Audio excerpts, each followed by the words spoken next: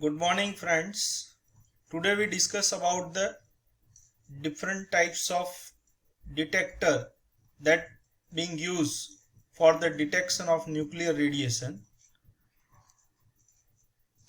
In this lecture we discuss first ionization chamber, which is working on the principle of ionization of gas. You already know the meaning of ionization. Positive ion and electrons are separated from the atoms, then it is called ionization.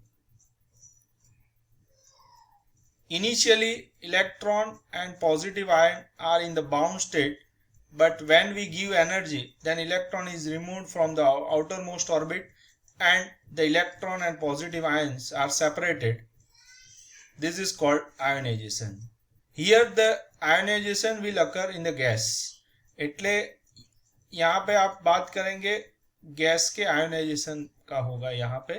तो first ionization chamber जो है वो यहाँ पे हम उसका diagram देखेंगे. ये उसका फोटो है यहाँ पे आयोनाइजेशन चैम्बर का. तो ये आप स्क्रीन पे देख रहे हो कि ये जो डायग्राम है उसको ठीक से ऑब्जर्व करो. यहाँ पे ए सी जो लिखा है वो एक सिलेंडर है. उसके दो एक ये पोर्शन जो है सिलिंड्रिकल पोर्शन पर यहाँ पे आपको दिखने में रेक्टेंगुलर दिखेगा, पर 3 डायमेंशनल में इट इज सिलिंड्रिकल ऐसे टाइप का जो है. तो उसके सिलेंडर जो है उसका इसको पॉजिटिव टर्मिनल बैटरी के साथ कनेक्ट किया गया है और बीच में जो है वो एक आर जो है उसको हमने थ्रू इलेक्ट्रोमीटर, ये इलेक्ट्रोमीटर है, उसको बैटरी के नेगेटिव टर्मिनल के साथ. जी जो है वो गार्ड रिंग है. तो हम बात करते हैं ये है होलो मेटालिक सिलेंडर. ये होलो मेटालिक सिलेंडर जो है यहाँ पे उसके दोनों जो एंड है, बोथ द एंड, एक एंड क्लोज है और दूसरा जो है उसको थोड़ी सी यहाँ पे विंडो रखी है for the passage of incoming nuclear radiation. जैसे एक्सरे, कोई भी charge particle, gamma ray, alpha beta particle जो है न्यूक्लियर रेडिएशन, सभी एंट्री करने के लिए ये पैसेज रखा है. क्योंकि ये जब पार्टिकल एंटर हो गए इसके अंदर गैस फिलअप किया है और गैस के जो एटम्स हो गए वो पहले बाउंड स्टेट में हो गए. बाउंड स्टेट यानी इलेक्ट्रॉन और पॉजिटिव आयन सेपरेट नहीं हो गए. और जब हम ये बाहर से एनर्जी देंगे इन टर्म्स ऑफ ये न्यूक्लियर अल्फा बीटा एक्सरे कोई भी, तो ये गैस के एटम को आयोनाइज करने का. जब आयोनाइज हो जाएगा तो क्या होगा, electron and positive ions pair generate होगी. तो यहाँ पे हम देखते हैं कि ionisation chamber consist of hollow metallic cylinder C close at both the end with window W at the end of for the entry of ionizing particle or radiation as shown in figure. तो ये आप देख सकते हो diagram में जो mention किया है वही है. मेटल रॉड आर जो मेटल रॉड जो है इट इज वेल इंसुलेटेड, यानी ये सिलेंडर के साथ कोई कांटेक्ट नहीं है यहाँ पे. Well insulated from the cylinder and it is mounted axially, यानी ये जो सिलेंडर है उसकी जो एक्सिस है, ये एक्सिस है उसकी को एक्सेल, उस पे यहाँ पे आर को हमने मेटल रॉड को रखा है और R is directly connected to electrometer E. यहाँ पे बहुत सारे वोल्टेज, हाई वोल्टेज जो है potential difference is applied between C and R. C को यानी सिलेंडर को बैटरी के पॉजिटिव टर्मिनल के साथ और आर को बैटरी के नेगेटिव टर्मिनल के साथ कनेक्ट किया गया है यहाँ पे. और ये जो है जी गार्ड रिंग वो चार्ज जो लीकेज हो रहा है उसको प्रिवेंट करता है, यानी रोक के रखता है from the cylinder to rod. तो यहाँ पे ये चैम्बर जो है उसके अंदर कौन सा गैस है, सल्फर डाइऑक्साइड, और you can fill up with methyl bromide. When the charge particle is enter from this window, it produces a large number of electron and positive ion pair in this chamber. But electrons are attracted towards this C because C is connected, C is a cylinder and C is connected with positive terminal. So all the electrons are deposited on the surface of this cylinder. This is called surface. This is called the surface, and all the electrons, that is negative, because electrons is negative charge particle and the cylinder is having positive, it is connected to positive terminal of the battery, so all the electrons are deposited with the surface and all positive ions are collected at the rod R, because R rod is connected with the negative terminal. So all the positive ions are moving in this direction and it is collected towards this electrometer. Electrometer, this is called electrometer. It measures the rate of deposition of positive ions. That R is collecting, R is a metal rod, it is connected with the negative terminal and the positive ions are attracted towards this R, and that's why these all positive ions are deposited on this electrometer, and it is electrometer, it connected with ammeter. It is one type of measuring device, means all the positive ions are collected, then it measure in terms of current, and ionization current is very small, and that is of the order of 10 raised to minus 12 ampere to 10 raised to minus 15 ampere. So if you want to measure the individual particles, then you can measure the pulse amplifier. Pulse amplifier is connected with this, then you can measure the peak of the current, and that's you can measure the passage of these incoming particles, that is called charge particle nuclear radiation. Ionization chamber have been very used to study alpha particles, beta particles, proton, electron, nuclei of lighter. These all nuclear radiations, these all particles can be identified with this ionization chamber. Ionization chamber were extensively used in the study of cosmic ray phenomena. You know that the cosmic ray, हमने आगे के lecture में cosmic ray के बारे में पढ़ा ही है. Ionization chamber can also for the measurement of X-ray and gamma ray, but if you want to measure the neutron detection, or then the chamber is filled with the boron trifluoride vapor. आपको ये जो gas का जो cylinder है उसके अंदर आपको ये चैम्बर है उसको बोरोन ट्राइफ्लोराइड वेपर से एनरिच करना पड़ेगा, उसके वॉल पे लगाना पड़ेगा इन फॉर्म ऑफ पेस्ट, तो ही आप न्यूट्रॉन को डिटेक्ट कर सकते हो.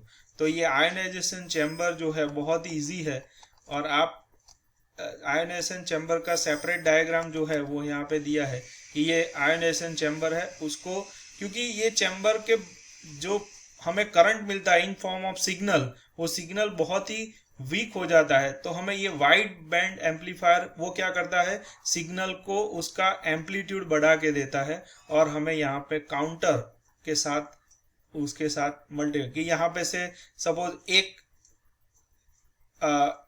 गामा रे आया है, तो यहाँ पे क्या होगा, वो क्या करेगा, यहाँ पे करंट जनरेट करेगा, इलेक्ट्रिकल सिग्नल जनरेट करेगा, और ये वाइड बैंड एम्पलीफायर उसको एम्पलीफाई करके फिर काउंटर में काउंट करेगा 1.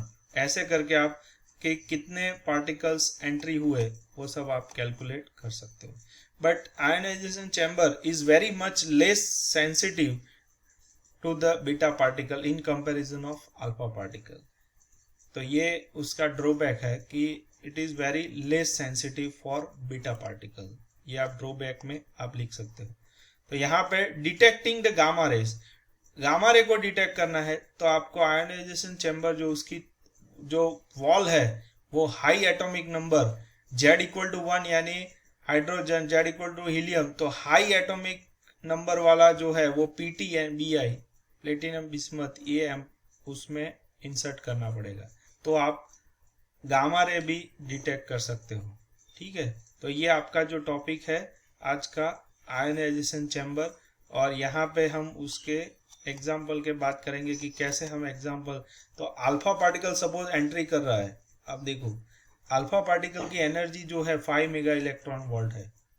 जब एंट्री करेगा आयनाइजेशन चैम्बर में तो क्या करता है, वो आयोनाइजेशन प्रोड्यूस करता है एट द रेट 10 पर सेकेंड, 1 सेकेंड में 10 पेयर जो है वो जनरेट करता है। तो हमें देखना है कि वो assuming all the energy is used in producing the यानी 5 मेगा इलेक्ट्रॉन, वो पूरी एनर्जी उसमें वो आयनाइजेशन में यूज करता है। तो कैलकुलेट द करंट, यानी करंट कैसे मिलेगा कि जो आयंस और इलेक्ट्रॉन जो प्रोड्यूस होता है उसका क्या बनता है, इलेक्ट्रॉन और आयन का हम क्या करेंगे, उसको Q इक्वल टू एन से चार्ज फाइंड करेंगे। n is a number of, और E आपको पता ही है, Q इक्वल टू एन से Q मिलेगा, Q बाई T से हमें करंट मिलेगा।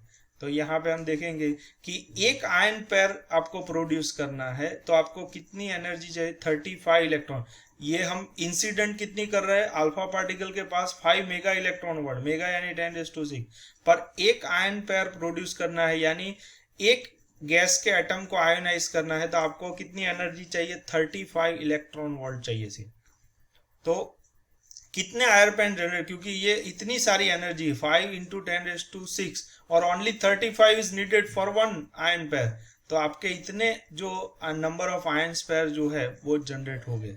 और 1 सेकेंड में 10 particles, since 10 particles enter in the chamber in 1 second, यानी ऐसे एक अल्फा पार्टिकल की इतनी एनर्जी है, तो ऐसे 1 सेकेंड में 10 अल्फा पार्टिकल एंटर हो रहे हैं। तो आप सोचो कि कितनी सारी एनर्जी जो है वो आपकी एंट्री। तो नंबर ऑफ आयन पेयर जो है, एक अल्फा पार्टिकल एंटर होता है तो इतने number of ion pair generate करते हैं, तो 10 करेंगे तो उसका 10 से मल्टीप्लाई करने का पड़ेगा, तो ये आपको जो है total number of ion pair जो जनरेट हुए हैं वो मिलेगा। और इलेक्ट्रॉन और प्रोटॉन का चार्ज तो सेम ही है, E 1.6, तो ये नंबर है n, और E के साथ मल्टीप्लाई करोगे तो आपको चार्ज मिलेगा, और charge divided by time, time 1 second ही है, इसलिए ये जो वैल्यू मिली है और ये जो है दोनों को मल्टीप्लाई करने से Q इक्वल टू एन ही होगा, और डिवाइडेड बाय टाइम 1 सेकेंड, तो 1 सेकेंड डिवाइड करने से कुछ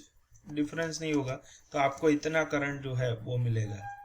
ये इंपॉर्टेंट एग्जांपल है कि आपका 10 अल्फा पार्टिकल एंटर हो रहे हैं और 10 अल्फा पार्टिकल की एनर्जी कितनी है, 5 मेगा इलेक्ट्रॉन वोल्ट। ऐसे आप उसको कैलकुलेट कर सकते हो।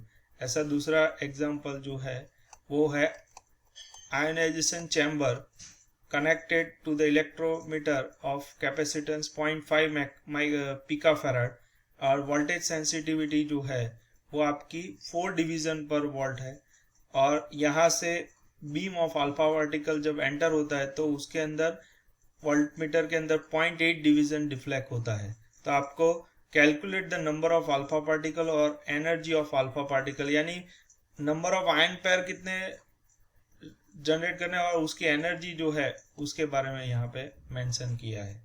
तो ये जो है उसकी बात करते हैं। तो वोल्टेज सेंसिटिविटी ऑफ इलेक्ट्रोमीटर, ये 1 वोल्ट जब आप देंगे वोल्ट मीटर को, उसमें 4 डिवीजन जो है वो डिफ्लेक्ट होगा। तो आपको कितने डिवीजन डिफ्लेक्ट करवाना, voltage required to produce 0.8 division only required, तो उसके लिए 0.2 वोल्टेज जो है वो रिक्वायर्ड।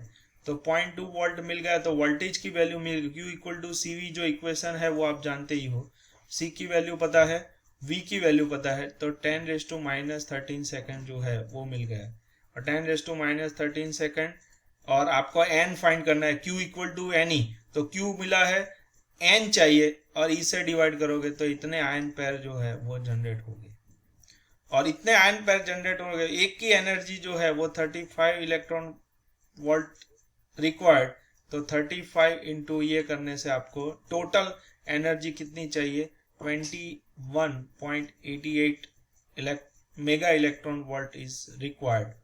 सो ये आपका आयोनाइजेशन चैम्बर हुआ। उसके बाद हम देखेंगे सॉलिड स्टेट डिटेक्टर जो है उसके बारे में बात करें। Thank you very much.